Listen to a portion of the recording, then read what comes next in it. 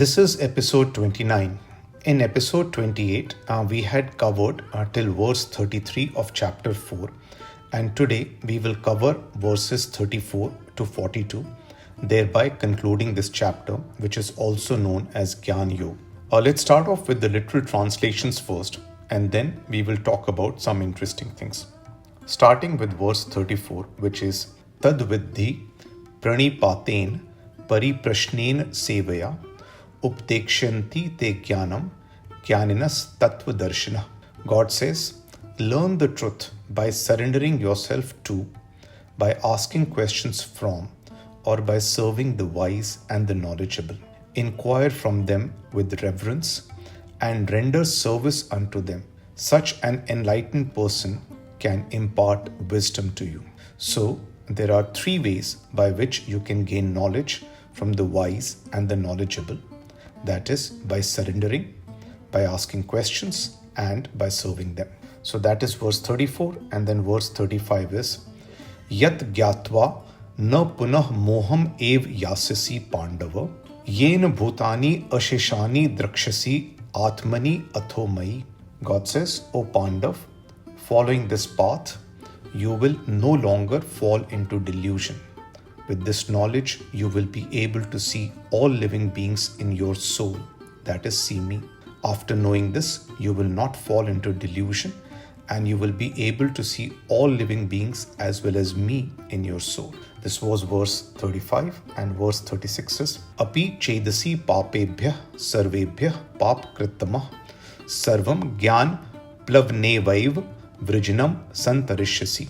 God says that even those who are considered the most immoral of all sinners can also cross over this ocean of ignorance and sin by seating themselves in the boat of Gyana Yoga. This is verse 36, and verse 37 is Yatha edhansi sammita agni bhasmasat kurute arjuna gyanagni sarva karmani bhasmasat kurute tatha. God says that just as a kindled fire reduces wood to ashes, so does the fire of knowledge burn to ashes all karma. This is verse 37, and verse 38 is Nahi jnanen sadrisham pavitram ih vidyate tat swayam yog sansiddha kalen atmani vindati. God says that in this world there is nothing as purifying as Gyana Yoga.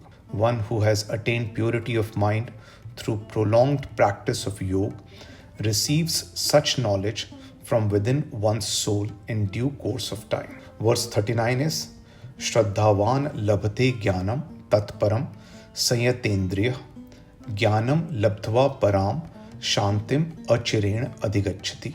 God says, those whose faith is deep and who have practiced controlling their mind and senses attain knowledge. Through such knowledge, they attain everlasting, eternal peace without delay. So, in verse 39, God shows that Gyana Yoga, or the path of knowledge, leads to eternal peace.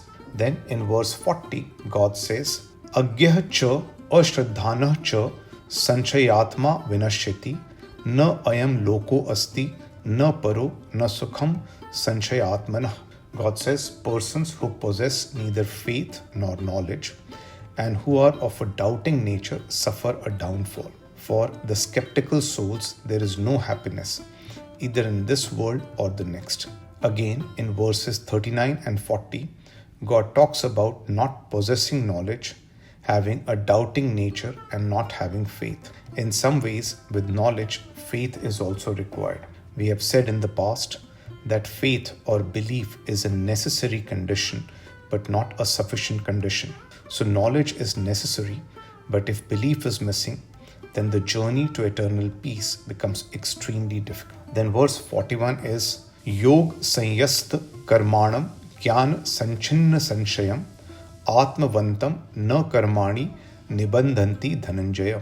God says, O Dhananjay, actions do not bind those who have renounced action in the fire of yoga, whose doubts have been dispelled by knowledge, and who are situated in knowledge of the self. This is verse 41, and then verse 42 is Tasmat agyana sambhutam hritastham jnana asina atmana Chitva enam sanshayam yogam atisht uttisht bharata. God says, therefore, with this sharp weapon of knowledge, cut asunder the doubts that have arisen in your heart.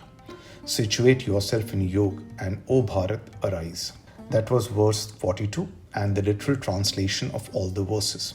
I think a few verses, such as verse 34, are important, wherein God says, the wise and the knowledgeable can impart wisdom unto you. But for that, you will have to perform one or all of the three things, that is, surrender, ask questions, or offer service. So God shares these three methods in verse 34. Then verse 35 is, Yat gyatva na punah moham ev yasasi pandava, yen bhutani ashishani drakshasi atmani athomai. O Pandav, following this path, you will no longer fall into delusion and will be able to see all living beings as well as me in your soul. This is a very important verse. In episode 12, I had mentioned that God uses the same words to describe the soul that can be used to describe himself. I also said that the self is a part of God and is present in all living beings. Hence Kabir Das said, Moko kahan dhoondhe re bande, main to tere paas mein. This is what God says in verse 35. That is, you will see all living beings and me in your soul. I am inside you. Where are you searching me? Moko kahan dhoondhe re bande, main to tere paas mein. This was verse 35. It's important to spend a minute on verse 37 also. God says that just as a kindled fire reduces wood to ashes, so does the fire of knowledge burn karma to ashes. What does it mean to burn karma into ashes? It means you are not attached to the fruits of action. You do not perform your duties with ego. You do not consider yourself to be the cause. And basically, you are acting and still not acting. You see inaction in action and action in inaction. This is the interpretation of the fire of knowledge burns all karma to ashes. We discussed previously that all karma concludes in Gyana or knowledge. So that is verse 37. These were the verses. And now we have covered all the verses in chapter 4, which is also known as Gyana Yoga. It is important at this point to recap what God has said in Gyana Yoga, that is chapter 4, and what are the learnings derived from Gyana Yoga. In my opinion, there are 9 learnings in this chapter, and let me share those with you. The first learning is that God says, I am unborn, undecaying, and I am the soul inside you and every living being. It's all the same. There is no difference. Unborn, eternal, the soul inside you and in all living beings is one. That is me. This is a huge learning. That's number 1. The second learning is that God says, I reciprocate you in the same form as you see me. Jaki rahi bhavana jaisi, Prabhu Murat dekhi tin taisi. The third learning is that God says, whenever there is decline of dharma and increase in unrighteousness, I make myself possible for the deliverance of dharma and the protection of the righteous. I make myself possible. But in what manifestation or shape or form, leave that to me. I will decide how I want to intervene. That intervention could be in the form of power, a miracle, a human being, or anything else. It can also happen in such a way that I strengthen your soul so that your positive qualities, which are on the side of intellect and knowledge in the battle of righteousness, can effectively fight the enemy of unbridled desires and ego. Thus, I can manifest in multiple ways. That was the third learning.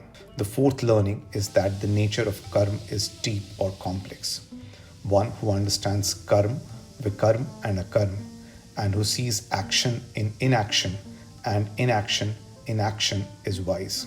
So, he talks about action, inaction and wrong action, karma, akarma, vikarma. And one who understands action in inaction and inaction in action is wise or intelligent. The fifth learning is where God says actions in themselves have no meaning. It is Gyana or rational discrimination which determines whether action is karma, vikarma or akarma. Rational discrimination determines whether inaction is actionlessness or idleness. So actions themselves have no meaning. Rational discrimination, that is knowledge or intellect, determines the type of action, karma, vikarma or akarma. That is learning number 5. Then learning number 6 is that God says that one who understands the right elements of the eternal and how it is manifested in your body, one who realizes that your senses are servants of the soul, one who doesn't get entangled with the fruits of action and who doesn't consider themselves as the cause, is liberated or free.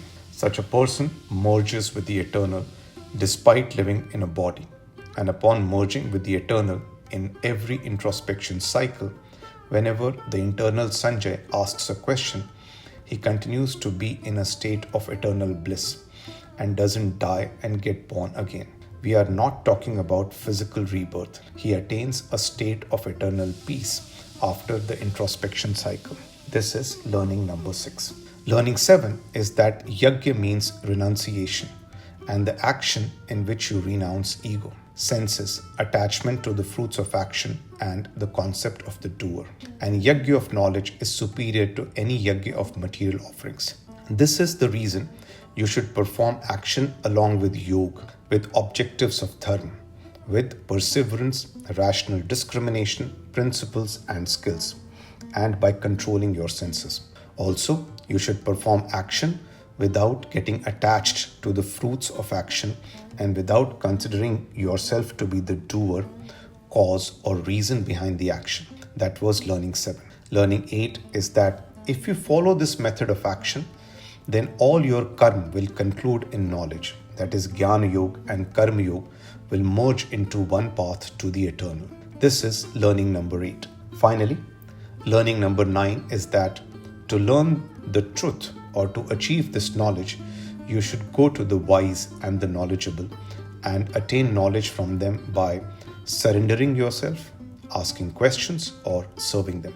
In a previous episode, I had said that God can speak to you through your inner soul, a wise man or a teacher. A similar analogy is also being given here.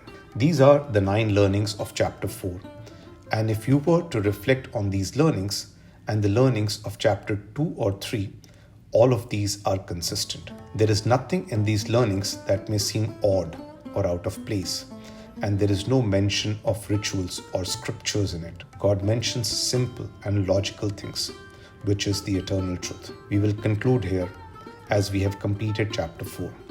We have now completed Arjun Vishad Yoga, Sankhya Yoga, Karma Yoga, and Gyana Yoga. Thank you.